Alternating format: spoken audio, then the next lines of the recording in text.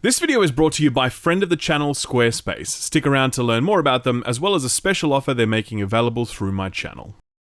Ladies and gentlemen, it is my great pleasure to present to you Nobody Saves the World. Now, it has definitely bummed me out to see how little cut through this one has been getting from a marketing perspective.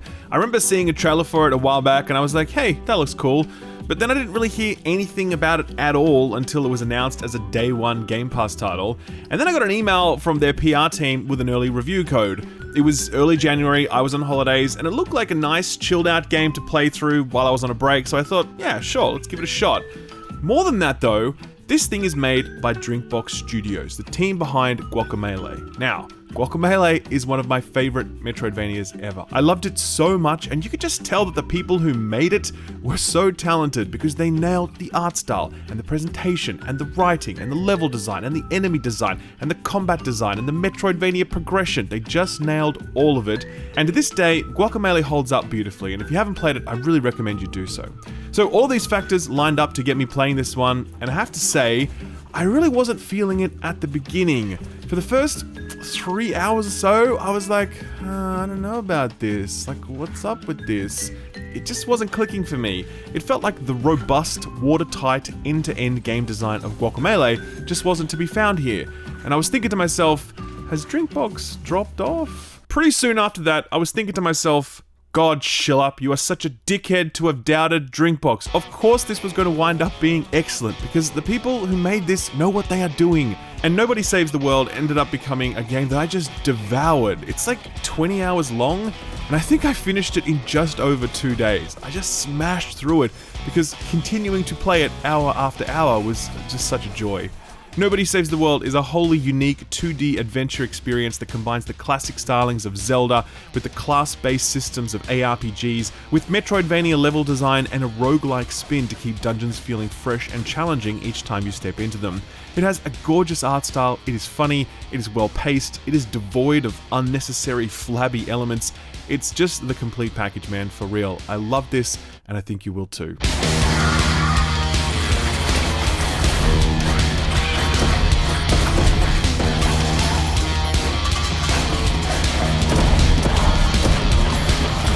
Nobody Saves the World begins here, in a ransacked room with one occupant, you.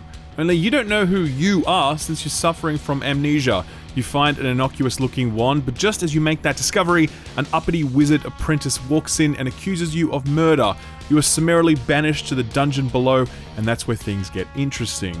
It's here that you're introduced to Nobody Saves the World's progression model. By the way, I'll just call it Nobody for short from now on, okay? So, the progression. You are given a constant string of mini-quests, and completing them gives you experience that goes towards unlocking new forms. The magic wand you found is the secret sauce that makes all of this possible, and it's in this dungeon that you get your first form, a rat. There's a lot of design elements that come online in this moment. The first is that you're now controlling a rat, which means you can move faster and you can gnaw objects and enemies. You're also smaller than your previous form, allowing you to squeeze through spaces your other form was too big for. At the same time, you've also been given a whole bunch of new quests specific to that rat form. Most of these involve killing enemies or destroying objects, but they require you to do so in a specific way. For example, the rat's bite attack not only deals damage, but it also poisons targets if you bite them enough times. So one of the quests will be to poison X number of enemies. Completing these quests unlocks new abilities for the rat, like Devour, which basically does damage and heals you for a portion of that damage. So again, you're going to get quests that ask you to kill enemies with that, or heal X amount of health with that, and as you do that, the rat form will continue to level up, increasing your stats while also unlocking additional forms. This is the most interesting menu screen in the game. It's the full map of classes available in Nobody, and it's a pretty wild mix. I mean, sure, you can be a knight in armor, or a ranger with a bow and arrow, but did you know you could also be an egg, a slug, a horse, a monk, a turtle, a ghost, a weird zombie mermaid thing? All of these classes and more are opened up to you at some point, so long as you remained focused on the task of unlocking them. That means that as you're playing through the game, you're constantly working towards your next very meaningful unlock. Because that's the thing that a lot of games get wrong. Most RPGs are like, oh hey, you dinged, grats, here's 5 strength or 5 intellect, you choose. It works, but it's not particularly exciting. Here, your unlocks are entirely new characters with different movement speeds, different attacks, different passives, different everything. Playing through this as the bodybuilder is a completely different style of play versus playing as the ranger, and you can switch between all of these on the fly whenever you like and whenever you need to. That not only makes for a more meaningful progression model, but it also makes for a more varied gameplay experience. It's never more than an hour or so of play that you don't unlock some new class or a really fun new ability that totally changes the way that class plays. It's just so constantly rewarding and fun. Like, this game jacks into that endorphin release you get when you play a reward-focused video game, and once it jacks in, it just pumps for 20 hours because Drinkbox did such a good job of designing fun, interesting, unique classes that only become more interesting and more unique as you play.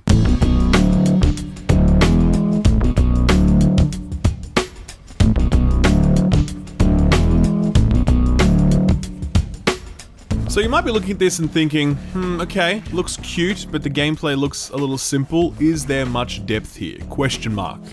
Answer, yes. Yes, there is. So first up, yeah, the gameplay is simple, right? You have a max of 4 attacks per class that you can map at any time, and while these do function differently, they are very simple attacks to execute, and most of them are quite spammable. What you're seeing in front of you here with this gameplay, it's very much what you get. What I haven't mentioned to this point though, is that this game is more an ARPG like Diablo than it is a 2D adventure game like Zelda. When it's ready to put pressure on you, it's going to pile your screen full of enemies, and single spammable attacks aren't going to cut it. That's made even more difficult by the enemy design, which is so varied, by the way. I mean, there's got to be at least 30 plus enemy types in this game. I wouldn't be surprised if there were more. And not only do they have unique attack patterns and debuffs they can apply, but they also have protective wards that can only be broken by specific types of damage. For example, light or darkness, or sharp or blunt, etc. The crux of the combat model is selecting a class with the right sort of attacks, dealing the right damage type to allow you to break through enemy defenses. So combat is this sort of on-the-fly puzzle where the pressing of the buttons isn't particularly interesting, but thinking about who you should be pressing those buttons with is really fun. This gets even better when we add the final piece of the puzzle. Most of the abilities and passives that you unlock on each of the classes, they can be equipped on any other class. So I can have a knight that is also able to fire a volley of arrows. I can have a slug who can do a flurry of punches from the monk class. I can have a rat who is able to infect his targets and raise them as zombies, courtesy of the zombie class. The list goes on, and it is endless, and it is just so much fun to mess around with. I mean, recall the build craft that you do in an ARPG like Diablo, where you combine gear and abilities and ability mods to arrive at a playstyle. Well, you can't do that here because you don't have any gear, but imagine if you could combine the Warrior's Whirlwind with the Demon Hunter's Caltrops, with the Necromancer's Blood Golem, and the Mage's Firewall, all in one class. That's literally what Nobody Saves the World allows you to do, except it's not just 4 classes, it's like 20. And the combinations that become possible from that is just, they're totally wild.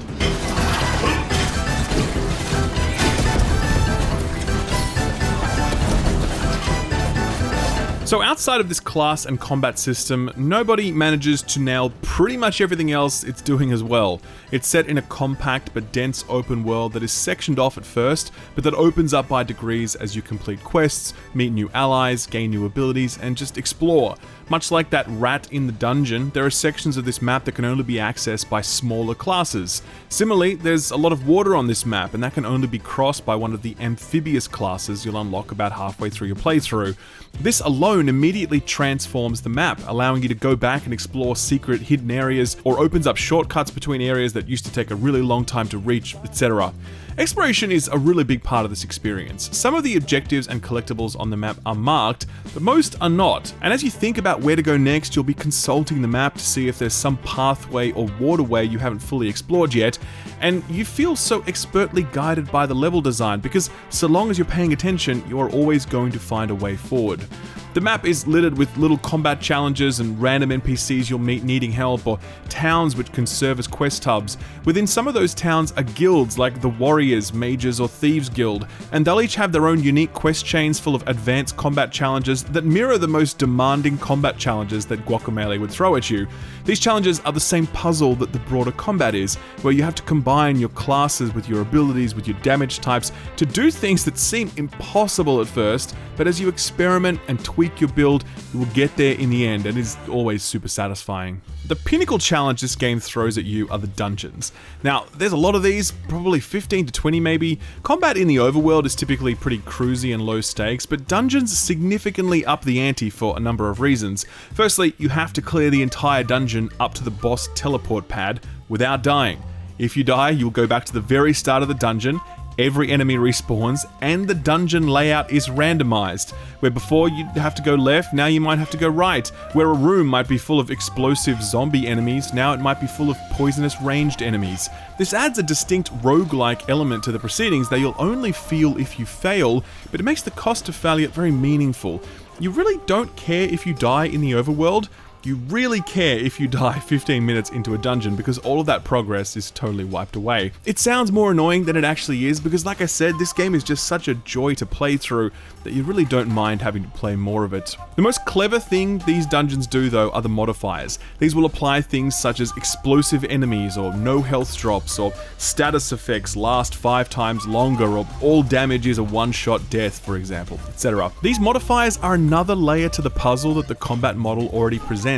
And in the harder dungeons, you absolutely have to sit there theory crafting your build before you head in, thinking about how to offset these effects or these modifiers with class passive or abilities that get the job done. The dungeon where status effects lasted 5 times longer meant that I was permanently poisoned throughout that whole dungeon, so I needed a character who had enough sustain to heal through all of that damage. Luckily, the zombie fits the bill there as their basic attack converts a portion of damage to self-healing. The problem is that the zombie is also always rotting. It's like one of their passive things, so they're constantly taking damage as well, on top of the poison damage. Luckily, that status duration modifier could also be used to my advantage, because there's a bodybuilder ability called Pump Up, which massively increases my damage at 5 stacks. That's usually really hard to maintain, but because of this modifier, I could do that. So with that buff active, I was able to deal enough damage with the zombie that I could heal through both the active poison as well as my rotting flesh. So that's how I did it, but there would be dozens of other ways to do this, dozens. That is the flexibility of this class system, and with how fine-tuned all of these dungeons and modifiers are, you'll find yourself regularly going through the same theory crafting exercise that I did, but almost certainly arriving at a different outcome. And that's just so awesome when a game can pull that off, without everything collapsing under a cheesy OP build that just breaks the game, because that doesn't exist, or at least if it does, I certainly wasn't able to find it during my playthrough. I'm at the end of the review now, and I'm looking back over it, and I'm asking myself, have I really sold this to you? Have I presented this to you in the best possible way that I could? And I'm not sure that I have. I think the reason for that is that Nobody Saves the World lives in the tiny details that all combine to create that thing that I talked about at the start, watertight, end-to-end game design. And that's sort of hard to communicate in a review. That same challenge of making like a really strong first impression exists within the game as well. The reason that I didn't enjoy those first 3 or so hours is that I only had access to a few classes and I couldn't combine the abilities and passives of other classes together. As a result, combat really wasn't popping off and the dungeon design was fairly limited, reflecting the fact that my capabilities at the time were really limited. The map was also entirely closed off to me because I didn't have access to some of the classes I needed to move forward. I was also stuck on a number of quests because it was clear that I just didn't have the things I needed to do them. So from one perspective, that's a lot of bottlenecks all at once, and I'm guessing that at least a few people will bounce off this title in those opening hours. But the other perspective is that what I'm describing here shows how interlocking and interdependent this entire game is. There's no part of its design that exists in and of itself. The classes are connected to the abilities, which are connected to the level design, which is connected to the dungeon modifiers, which is connected to the sub-quests you get from your guildies, which is connected to the way the map opens up. It is all so seamless and so expertly put together. Oh, and by the way, it's co-op. I didn't even mention that. It's not local co-op, sadly, but you can play internet-based co-op, and I didn't do that, but that's another thing that makes this game awesome, because this would be super fun to play through with a friend, each of you bringing unique abilities and passives to give you even more ways to solve that ever-changing combat puzzle. Bottom line, Nobody Saves the World is a game that I admire as much as I enjoy. Like Alien Fireteam Elite, for example. That's fun, but it's pretty simple, it's kind of dumb. Like, no one's gonna give a GDC talk on how they made Aliens Fireteam Elite, right? But I would totally listen to the GDC talk about how this game was made. I want to know how Drinkbox managed to consistently produce games that are not only brilliantly constructed, but also effortless fun. Some games can be really clever in their composition, but they just don't land the fun factor. Drinkbox understand the maxim that true intelligence is simplicity. So while what you see before you looks simple, it's anything but that. It is so complex, but all of that complexity is obscured from our view. So all we see and feel is a fun, funny, cool video game. I love this studio, I love this game, I strongly recommend it to you. Please don't skip this one. 2022 is here, and the start of the year always feels like a great time to kick things off. I know a lot of you are interested in making content yourself, be that on YouTube or podcasting or streaming or writing or whatever, and depending on what you're doing, you may want to think about making a website. I mean, let's say you and your buddies want to start a new weekly podcast. It's pretty hard to break through relying on just the podcast algorithm alone. You probably want a website where you can showcase your cast, and you can upload the VODs, and you can link off to different podcast platforms and more. Hell, with Squarespace, you can even create a special members-only area so you can provide additional content to your most loyal supporters and host discussions using their message board tool. Squarespace supports all of that and tons more, and it's super easy to use. You don't need to know anything about building a website to use Squarespace. You just select from their huge range of professional-looking templates, you customize it using their intuitive tools, you plug in the extra extensions you're looking for, and voila, you've got yourself a website that you probably would have had to have paid like $10,000 or more for someone else to build and maintain. As I mentioned last year, Squarespace have re-signed the channel for another 12 months. I really appreciate that support, that's amazing. Squarespace are helping me turn my passion into a career, and that's what they do for a lot of people, because if you want to turn your passion into a career, then a website is typically a pretty great place to start. To get started, visit squarespace.com, and if you want to get serious about it, visit squarespace.com/skillup to get 10% off your purchase of a website or a domain name. Thanks Squarespace for sponsoring the video, and thank you for watching it.